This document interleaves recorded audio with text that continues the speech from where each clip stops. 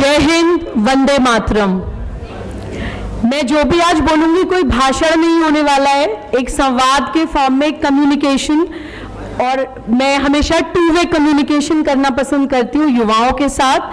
तो आप लोगों से यही अपेक्षा है कि कुछ मिनट जो मैं बोलने जा रही हूँ उसको प्लीज ध्यान से सुनिएगा, क्योंकि कहानी की फॉर्म में बताऊंगी, कोई स्पीच की फॉर्म में नहीं बताऊंगी। कार्यक्रम आयोजकों को बहुत बहुत धन्यवाद मुझे यहाँ पर युवाओं के बीच में बुलाने के लिए, खासतौर से युवा दिवस पर। आगे पंक्ति में बैठे हुए वरिष्ठ जनों को मेरा सादर प्रणाम। सभागार में मौजूद सभी छोटे भाई बहनों को प्रणाम और बहुत बहुत प्यार के साथ, आशीर्वाद के साथ अपनी बात शुरू करती हूँ। अभी कवि महोदय और कवयित्री महोदया ने कुछ वरदान की बात करी थी कि हम लोग लकी हैं, ब्लेस्ड हैं कि हम भारत में पैदा हुए हैं, ऋषि मुनियों की ये धरती हमें वरदान के तौर पर मिली है। हम लोग 26 जनवरी मना लेते हैं, 15 अगस्त मना लेते हैं, कई बार हम लोग क्रांतिकारियों को, स्वतंत्रता सेनानियों को सम्मान देकर सेलिब्रेट तो कर लेते हैं, लेकिन क्या हम ये मान लें कि हमारा देश पूरी तरह आजाद है? क्या हम ये मान लें कि आज हमारे सम्मुख कोई भी जिम्मेदारी या कोई भी दायित्व, कोई भी कर्तव्य नहीं है जो हमें करना चाहिए? हम लोग स्वामी विवेकानंद जी की जयंती पर आज यहाँ पर एकत्रित हुए हैं, युवा दिवस। अभी शुरू में एक महिला महोदया ने एक बात बड़ी अच्छी कही थी कि स्वामी विवेकानंद जी की एक लाइन बहुत मशहूर है, उठो जागो और तब तक मत रुको जब तक लक्ष्य की प्राप्ति न कर लो।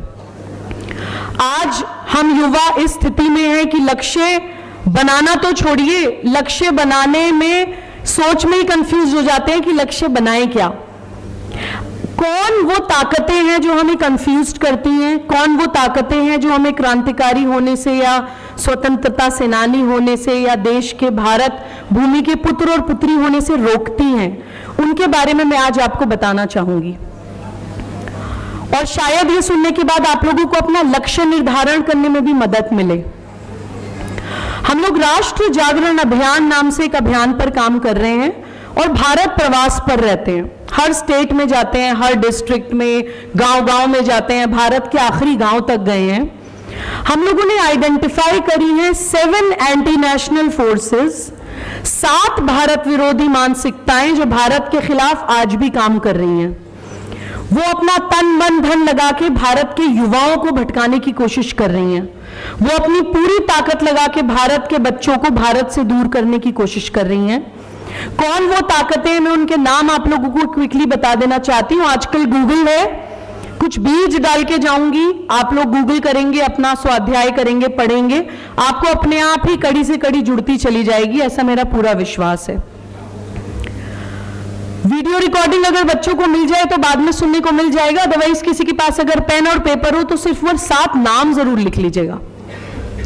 सबसे पहली भारत विरोधी मानसिकता जो आज भी भारत के खिलाफ काम कर रही है, 21वीं सदी का आक्रमण, 21st सेंचुरी का इन्वेजन जो हमारी मातृभूमि पे आज भी चल रहा है, और हमारा देश रो रहा है कि भारत का एक एक युवा उसके खिलाफ लड़ क्यों नहीं रहा है। वो 7 एंटी नेशनल फोर्सेस के नाम मैं आपको बताने जा रही हूं। सबसे पहली भारत विरोधी मानसिकता है वामपंथी, और उनकी आर्म्ड विंग्स माओवादी और नक्सलवादी।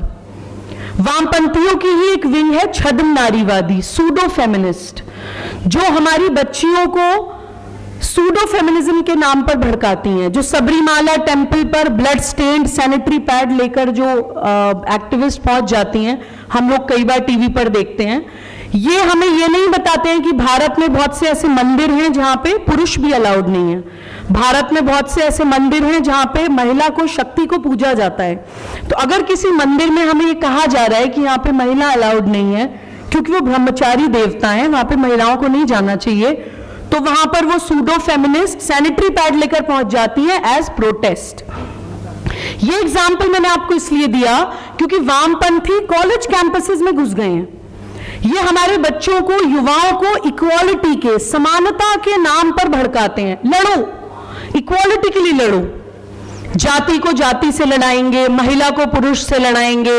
आजकल तो देखिए जेएनयू के कुछ पोस्टर्स वायरल हो रहे हैं कि लड़के लड़कियों के कपड़े पहनकर इक्वालिटी की बात कर रहे हैं कि लिंग भेद भी कोई नहीं होना चाहिए। अगर मैं लड़का हूं तो मैं स्विम सूट पहन के, साड़ी पहनकर भी घूम सकता हूं, क्योंकि युवा मासूम होता है तो युवा को इक्वालिटी के, समानता के नाम पर ये लोग कंफ्यूज कर देते हैं।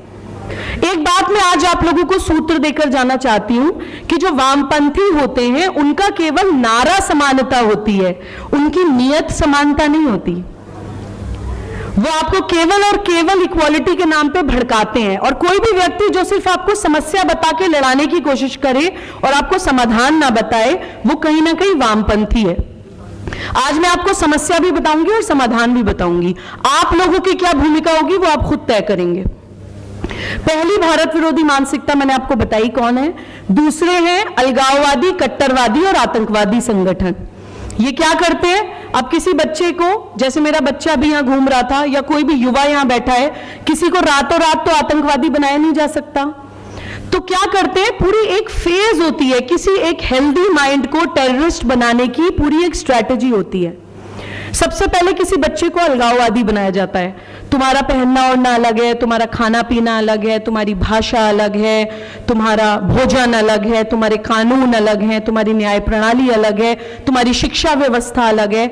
जो कुछ भी भारत में चल रहा है उसके पैरेलल एक सिस्टम खड़ा करेंगे। जब वो बच्चा एक अलगाववादी सेपरेटिस्ट बन जाता है, तब सेकंड स्टेज में उसको कट्टरवादी बनाया जाता है। दूसरी स्टेज में उसको बताया जाता है कि जो तुम सोच रहे हो वो सही है, बाकी सब गलत है। दोनों तरफ ब्लाइंड्स लगा लो, ना इधर देखो ना उधर देखो। जब वो कट्टरवादी बन जाता है, तब लास्ट स्टेज में उसको आतंकवादी बनाया जाता है। उस स्टेज में उसको बताया जाता है कि जो तुम सोच रहे हो वही सही है और बाकी दुनिया से मनवाना तुम्हारा कर्तव्य है। इस स्टेज में आके वो कन्वर्जन्स करता है, धर्मांतरण करता है, कहीं सुसाइड बॉम्बर बन के फटता है। ये अलगाववादी, कट्टरवादी और आतंकवादी जो बना रहे हैं संगठन, ये प्राइमरीली दो रिलीजन्स को टारगेट कर रहे हैं हमारे देश में। एक, मैं मुस्लिम समाज से आती हूं, मेरा नाम सुबुही खान है, जो बच्चे नहीं जानते हैं। मेरे समाज के बच्चों को सेपरेटिस्ट, एक्सट्रीमिस्ट, टेररिस्ट बना के इस्लामिक स्टेट बनाने के लिए प्रेरित किया जा रहा है। जैसे पाकिस्तान की अभी बात हो रही थी कि पहले एक पूरी फौज खड़ी करेंगे, उसको उसी की मातृभूमि के खिलाफ भड़काएंगे, फिर बोलेंगे अलग मजहब के नाम पे एक देश मांग लो, जो पहले भी हो चुका है हमारे देश में। पाकिस्तान ऐसे ही बना था, इस्लामिक स्टेट की मांग ऐसे ही हुई थी और आज भी वो वैचारिक अनुकूलता हमारे देश में चल रही है। तो दो मजहब को टारगेट कर रहे हैं ये सेपरेटिस्ट, एक्सट्रीमिस्ट और टेररिस्ट ऑर्गेनाइजेशंस। एक इस्लाम समाज के बच्चे को इस्लामिक स्टेट बनाने के लिए प्रेरित कर रहे हैं पूरी ये कड़ियां अपनाकर। एक खालसा पंथ के बच्चे को खालिस्तान बनाने के लिए प्रेरित कर रहे हैं, ये पूरी सारी कड़ियां अपनाकर। हमें ये क्लैरिटी होनी चाहिए कि हम इस्लामिक स्टेट के खिलाफ हैं लेकिन इस्लाम के नहीं, हम खालिस्तान के खिलाफ हैं लेकिन खालसा पंथ की नहीं, हम किसी भी मजहब के खिलाफ नहीं है। भारत कभी किसी मजहब के खिलाफ हो भी नहीं सकता। भारत इनहेरेंटली एक सेक्युलर कंट्री है। हम केवल और केवल उस मानसिकता के खिलाफ हैं जो किसी मजहब को इस्तेमाल करके भारत को तोड़ने की तरफ प्रयासरत हैं। तीसरी भारत विरोधी मानसिकता इंटेलेक्चुअल टेररिस्ट, बौद्धिक आतंकवादी। वो सुसाइड बॉम्बर बन के नहीं आते हैं, रॉकेट लॉन्चर लेकर नहीं आते हैं, लेकिन वो हमारे इंटेलेक्ट के साथ खेलते हैं। हम किस तरह की किताबें पढ़ते हैं, किस तरह के संगीत सुनते हैं, किस तरह के आइडियल्स बनाते हैं, किस तरह के सोशल एक्टिविस्ट्स को फॉलो करते हैं, वो हमारी मानसिकता तय करते हैं।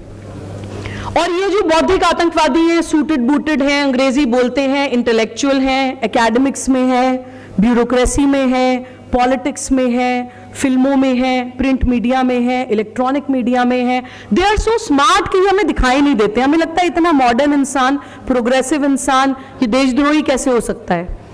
तो उन इंटेलेक्चुअल टेररिस्ट से भी हमें बहुत ज्यादा सतर्क रहने की जरूरत है। वो छोटा सा उदाहरण दे देती हूँ, एक क्या करते हैं, वो हमें ये नहीं बताएंगे कि ये तिलक किसी मजहब की नहीं, हमारी भारतीय संस्कृति की पहचान है। मैं मुसलमान हूं लेकिन मैं तिलक भी लगाती हूँ, मैं गले में त्रिशूल भी पहनती हूँ, because this is our Indian culture. मैं आपको मजहब और संस्कृति का अंतर भी बताऊंगी अपने पूरे वक्तव्य के अंत में, लेकिन क्योंकि मैं अभी एंटी नेशनल फोर्सेस के नाम बता रही हूँ तो मैं उसको बीच में ब्रेक नहीं करूंगी। तीन मैं आपको बता चुकी हूँ। चौथी है अंतर्राष्ट्रीय ताकतें। उसमें मुझे एक्सप्लेन करने की जरूरत नहीं है, ये वो देश हैं जो भारत की ताकत पहचानते हैं। वो जानबूझ के हमारे युवाओं को भारत से तोड़ने के लिए स्ट्रैटेजीज बनाते हैं। कई बार आप देखिए कंफ्यूजन क्रिएट होता है देश में, विदेशों से पैसा आने लगता है, फंडिंग हो जाती है, वेबसाइट्स बन जाती हैं, क्योंकि वो चाहते हैं कि भारत में आपस में लड़के मरो। कोई भी विचारधारा जो इतनी स्ट्रॉन्ग हो जिसको बाहर से एक्सप्लोर ना किया जा सके, तो उसको अंदर से इंप्लोर करने की कोशिश की जाती है। जैसे परिवारों में हम देखते हैं कोई बहुत प्यार मोहब्बत वाली फैमिली, आपस में मजबूती से लोग रहते हैं, तो बाहर वाले लोग ये सोचते हैं कि इनके आपस में कलेश करा के उन्हें आपस में लड़वाओ।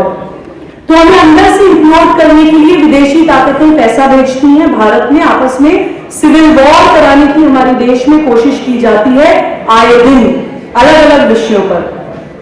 पांचवी भारत विरोधी मानसिकता है विधर्मी राजनीतिक दल। ये हमारे अपने ही लोग हैं, लेकिन सत्ता में रहने के लिए, इलेक्शन जीतने के लिए किसी भी भारत विरोधी मानसिकता से हाथ मिला लेते हैं। छठी है कन्वर्जन माफिया। ये लोग कौन है? ये आदिवासी बेल्ट में जाते हैं, किसी गरीब इलाके में जाते हैं, किसी बेचारे को भूखे को एक हाथ से 2 रोटी खिलाते हैं, दूसरे हाथ से उसके गले में क्रॉस डाल देते हैं। फिर हम कहेंगे कि क्रिश्चियनिटी कोई मजहब खराब नहीं है, लेकिन उस मजहब को इस्तेमाल करके जब आप अपनी मजहब की सत्ता फैलाने की कोशिश कर रहे हैं, when you are trying to politicize that religion, तब वो गलत हो जाता है। अरे वो ईश्वर, वो परमात्मा जिसने पूरी दुनिया बनाई है, जिसने लहलाते हुए जंगल बनाए हैं, फल फूल शहद नदियां, उपजाऊ धरती, पूरे विश्व में सब लोगों के खाने पीने का इंतजाम किया है, क्या वो किसी को 2 रोटी इस शर्त पे देगा कि पहले मुझे मानो तब तुम्हारी भूख मिटाऊंगा? ईश्वर तो ऐसा नहीं कर सकता। ऐसा केवल और केवल ईश्वर का नाम इस्तेमाल करके जो अपना एजेंडा चलाते हैं इंसान, वो करते हैं। ये कन्वर्जन माफिया भी भारत के गांव-गांव में एक्टिव हो गए। जैसे हम लोग प्रवास करते करते पहुंचे कटिहार। कटिहार है नॉर्थ ईस्ट, सब बच्चों ने सुना है, नॉर्थ ईस्ट को का गेटवे ऑफ नॉर्थ ईस्ट कहा जाता है कटिहार को। नॉर्थ ईस्ट वो जगह है जहां पे चाइना की चिकन लेग स्ट्रैटेजी है कि अगर कभी आक्रमण करेंगे भारत पे तो उस चिकन लेग से घुसेंगे भारत के अंदर।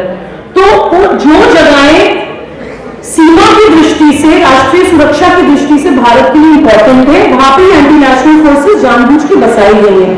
कटिहार जब पहुंचे तो हमें पता चला कि सरकारी रिकॉर्ड में वहां केवल 12 चर्च हैं और एक्चुअली में कटिहार में 200 चर्च ऑपरेट कर रहे हैं, 200 चर्च ऑन द ग्राउंड, और जो एक्चुअली चर्च की फॉर्म में भी नहीं है, घरों में बने हुए हैं। तो ऐसे युवाओं को हमारे भ्रमित किया जा रहा है, और वो आपको एकदम नहीं बताएंगे कि वो क्यों ये कर रहे हैं। वो ऑन द फेस वैल्यू आपको अच्छे लोग भी लगेंगे, लेकिन वो सिर्फ मजहब को इस्तेमाल करके हमारे देश पे एक तरह की अपनी सत्ता और आक्रमण करने की कोशिश कर रहे हैं। उससे हमें बहुत ज्यादा सचेत हो जाना है। सातवीं, last but not the least Bharat विरोधी मानसिकता है कॉर्पोरेट माफिया, बाजारवाद, कंज्यूमरिज्म। ये वो लोग हैं जो हमें एक पैसा की अंधी दौड़ में, बस हमें चीजें खरीदनी है, ब्रांड्स के गुलाम हो जाओ जी, खरीदो खरीदो खरीदो। ये वो लोग हैं जो हमें केवल कंज्यूमरिज्म की जकड़ में रख देना चाहते हैं। वो चाहते ही नहीं है कि हमारा दिमाग खुले, वो चाहते ही नहीं है कि हमारी चेतना जागृत हो, वो चाहते ही नहीं है कि हम समझें समाज के आगे, राष्ट्र के आगे क्या समस्याएं हैं। बड़ी बड़ी फार्मास्यूटिकल इंडस्ट्रीज हैं, मेडिकल माफिया हैं, बीमारियां इजाद होती हैं, मार्केट में लॉन्च की जाती हैं, क्योंकि उनको केवल पैसा कमाना है। उनके लिए ह्यूमन लाइफ मैटर नहीं करती है, उनके लिए व्हाट मैटर्स इज मनी। अभी मोटे अनाज की बात आई, भारत में हमेशा मोटा अनाज खाया जाता था, और हम लोग सबसे स्वस्थ रेस, पूरे विश्व में सबसे स्वस्थ सिविलाइजेशन हमेशा भारत की रही है। हम लोग मोटा अनाज खाते थे, लेकिन धीरे धीरे मोटे अनाज को डिफेम किया गया, क्योंकि गेहूं लॉन्च करना था। अब गेहूं का क्या है कि गेहूं की लॉन्चिंग नहीं है, गेहूं के पीछे की जो स्ट्रैटेजी है वो ये है, मुझे किसान भाई ने बताया कि गेहूं की फसल केवल और केवल तब हो सकती है जब उसमें कई राउंड्स ऑफ केमिकल डाले जाए। कई राउंड्स ऑफ केमिकल डालते हैं तब गेहूं की उपज होती है, क्योंकि केमिकल का एक मार्केट क्रिएट करना था।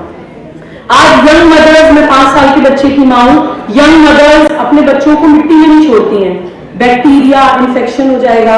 हमें ये नहीं बताते हैं कि ऑलमोस्ट 50% से ज्यादा बैक्टीरिया ऐसे होते हैं which is good for our health. मिट्टी में खेलने वाले बच्चों की इम्यूनिटी अच्छी होती है, लेकिन उनको हमारी इम्यूनिटी वीक करनी है, क्योंकि हम बीमार पड़ेंगे तब दवाइयां खरीदेंगे।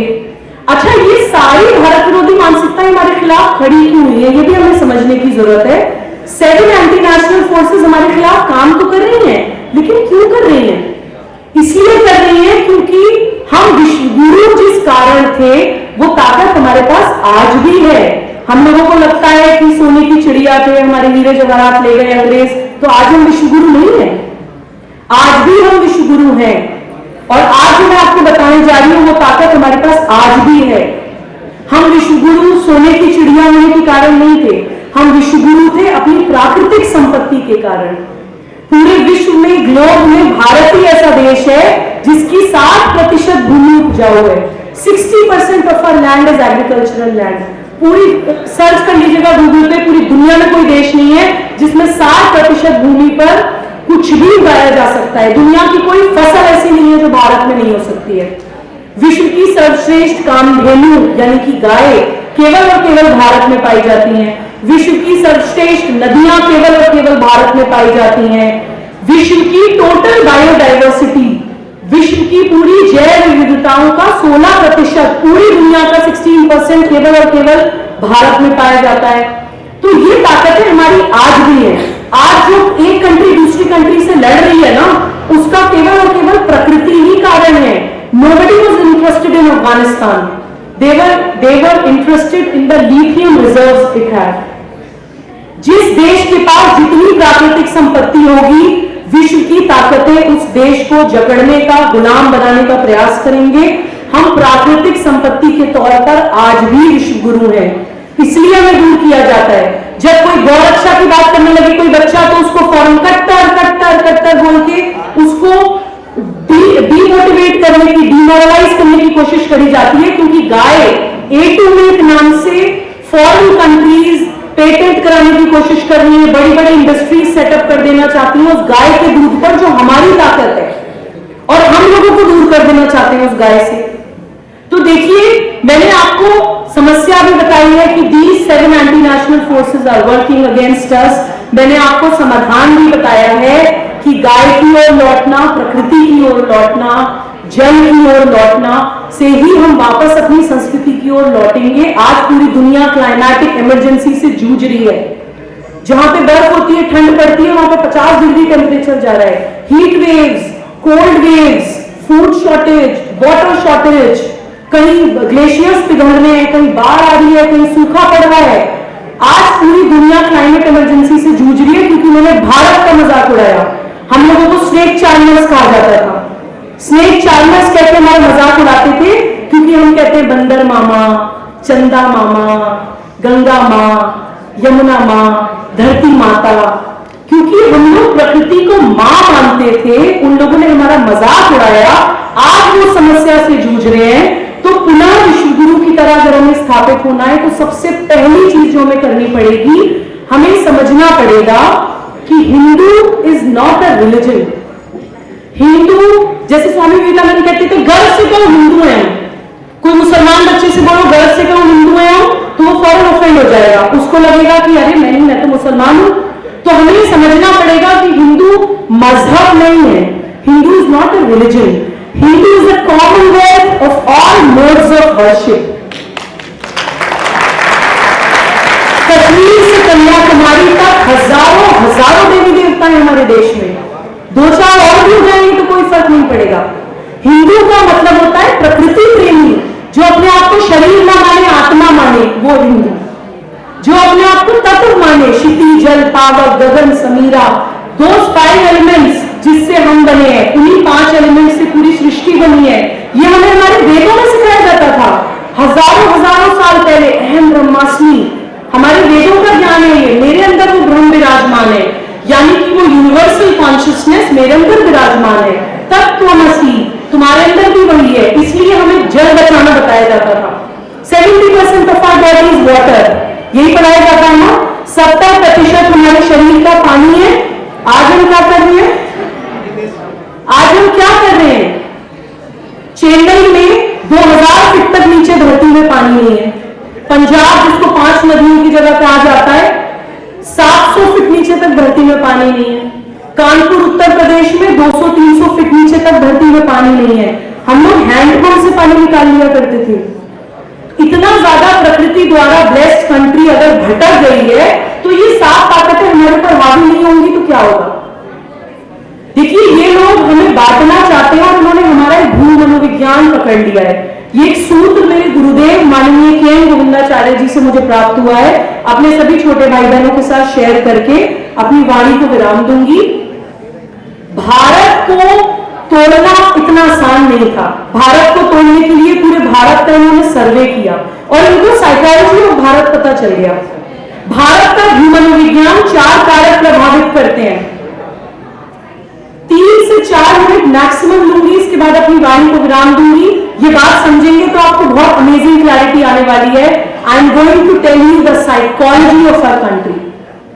भारत का भू मनोविज्ञान 4 कारक प्रभावित करते हैं: भाषा, जाति, क्षेत्र और संप्रदाय। अगर ये 4 कारक एक हो तो ये 7 तो क्या 700 ताकतें भी हमारा बाल नहीं बांका कर सकती। और अगर ये 4 कारक आपस में बटे हो तो ये चारों ताकतें हमारे पर आक्रमण करके विजयी भी हो सकती हैं। हमें इन 4 कारकों में कैसे बांटा जाता है? हम लोग जब प्रवास करते हुए पहुंचे पंजाब तो हमें पता चला पंजाब, हरियाणा, हिमाचल प्रदेश शौर्य की भूमि है।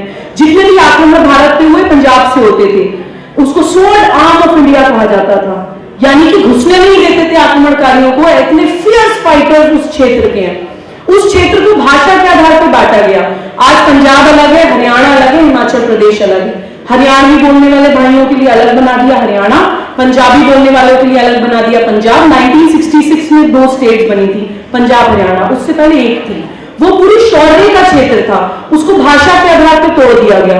आज पंजाब में खालसा पंथ के भाई बहनों को इतने वो शौर्य जो पुत्र और पुत्री है, गुरु पुत्रों का इतिहास आज भी हम पढ़ते हैं तो हमारा सीना फक्र से चौड़ा हो जाता है।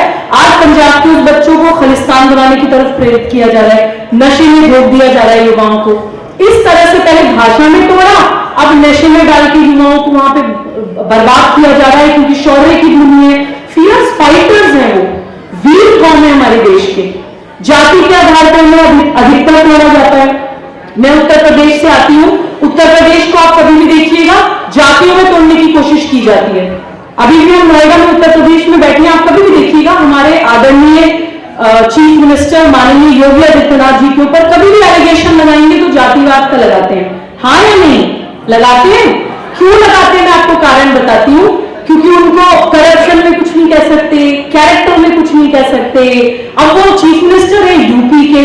अब यूपी पूरे भारत में एक ऐसी स्टेट है जिसमें सबसे ज्यादा जातीय विविधताएं पाई जाती हैं। सबसे ज्यादा जातियां उत्तर प्रदेश में पाई जाती हैं। हमारे चीफ मिनिस्टर जातिवादी नहीं है, उत्तर प्रदेश का भू मनोविज्ञान जातिवाद से प्रभावित होता है।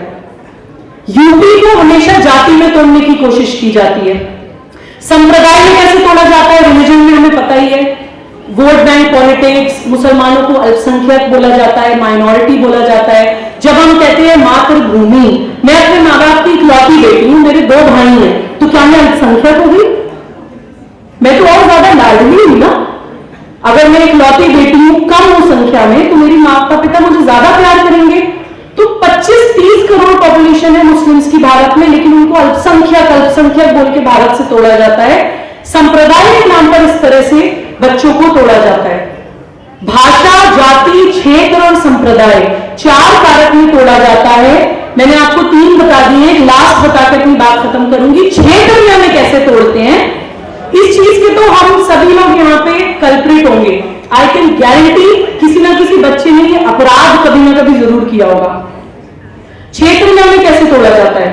अरे देखो बिहारी आ गया, अरे वो बिहारी बोलते हैं, यूपी के भैये बोलते हैं, नॉर्थ ईस्ट के लोगों को चिंकी बोलते हैं, पंजाब अरे 12 बज गए सरदार आ गया बोलते हैं।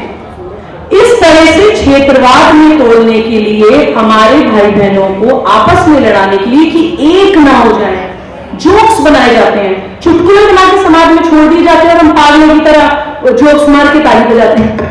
हमें समझ ही नहीं आता कि हम कर क्या रहे हैं। हम अपने देश को क्षेत्रवाद में तोड़ रहे हैं। आज अगर बंगाल जलता है तो हम दिल्ली में शांति से बैठे रहते हैं, क्योंकि हमें लगता है बंगाल से हमारा क्या लेना देना है। आज अगर पंजाब में हमें पता चलता है कि पूरे पंजाब को नशे में झोंका जा रहा है, हम सोचते हैं कि हमारे ऊपर क्या फर्क पड़ता है, हम तो यूपी में बैठे हैं, यूपी में दंगे होते हैं तो दिल्ली वाला सोचता है कि मेरे ऊपर क्या फर्क पड़ रहा है। तो देखिए, ये पूरी एक स्ट्रैटेजी है, हमें ये वॉर गेम समझना होगा। जिस दिन हम ये गेम समझेंगे तभी हम उसका प्रतिकार कर पाएंगे। अगर हम कहते हैं भारत माता, तो हमारे देश की हर स्टेट हमारी माता का एक अंग है, हमारे घर का एक कमरा है। अगर हम सोचें कि हमारे घर के एक कमरे में आग लग रही है और मेरे बेडरूम में नहीं लग रही जी, मैं तो आराम से बैठी हूं, तो कभी ना कभी वो आग मेरे कमरे तक भी पहुंचेगी। पूरे भारत में कहीं भी कुछ भारत विरोध हो, कहीं भी किसी भाई बहन को किसी भी समस्या का सामना करना पड़े, तो पूरे भारत से आवाज आनी चाहिए। राष्ट्र जागरण अभियान के 2 प्राण वाक्य हैं जिसमें ये पूरा विजन समाता है। एकात्मता का एहसास, आक्रमण का प्रतिकार। हमें भाषा, जाति, क्षेत्र, संप्रदाय से ऊपर उठकर भारतीय बनकर 21वीं सदी के इस आक्रमण का प्रतिकार करना है। और दूसरा प्राण वाक्य है, प्रकृति से लौटेंगे संस्कृति की ओर। जिस दिन हम प्रकृति की ओर वापस लौटेंगे, उस दिन हम वाकई में सही मायने में हिंदू होंगे, उसी दिन हम सही मायने में भारतीय होंगे। और प्लीज मजहब और संस्कृति में कंफ्यूज मत होइए। मेरा नाम सुबुई खान है, मेरा मजहब इस्लाम है, यानी मेरी पूजा पद्धति, उस परम सत्य तक पहुंचने का एक रास्ता मैंने चुन लिया है, वो मेरा मजहब है। लेकिन मेरी संस्कृति हिंदू है। किसी भी जगह की भाषा, भूषा, भोजन, भवन, भेषज, भजन, वहां की संस्कृति होती है। My name is Khan and I am a proud Hindu. Thank you so much. और सभी युवाओं से एक बात और कहना चाहती हूँ, क्योंकि आज समय की सीमा का ध्यान रखते हुए थोड़ा सा कॉम्पैक्ट करने की कोशिश करी थी। हम लोग राष्ट्र जागरण अभियान में हर स्टेट में, हर डिस्ट्रिक्ट में, हर गांव में क्रेडिबल लीडरशिप ढूंढ रहे हैं। एक विजन है जो हम कैरी करके चल रहे हैं, उसको ग्राउंड पे एग्जीक्यूट करने के लिए हमें युवा लीडरशिप चाहिए। जो बच्चे भी इस अभियान से जुड़ना चाहते हैं, मैं अपना नोट पैड यहाँ स्टेज पर रख रही हूँ, स्वामी विवेकानंद जी का फोटो बनाए, युवा दिवस है। जो बच्चे भी अभियान से जुड़ना चाहते हैं, अपने अपने क्षेत्र में कुछ भी करना चाहते हैं, जरूरी नहीं है कि हम प्रधानमंत्री हो, चीफ मिनिस्टर हो, मंत्री या विधायक हो, तो भी हम अपने देश के लिए कुछ कर सकते हैं। कुछ तो एरिया हमारे अधिकार क्षेत्र में आता होगा, हमारा अपना कॉलेज, हमारा कैंपस, हमारा मोहल्ला, हमारा घर, कोई गली, हमारा अपना शरीर। हर घर में भारत दिखना चाहिए, हर व्यक्ति में भारत दिखना चाहिए। नोट पैड यहाँ रख रही हूँ, जो बच्चे जुड़ना चाहते हैं प्लीज अपना नंबर छोड़िएगा। जो रेलेवेंट लोग हैं इस क्षेत्र से जुड़े हुए आपको संपर्क करेंगे। जय हिंद, वंदे मातरम।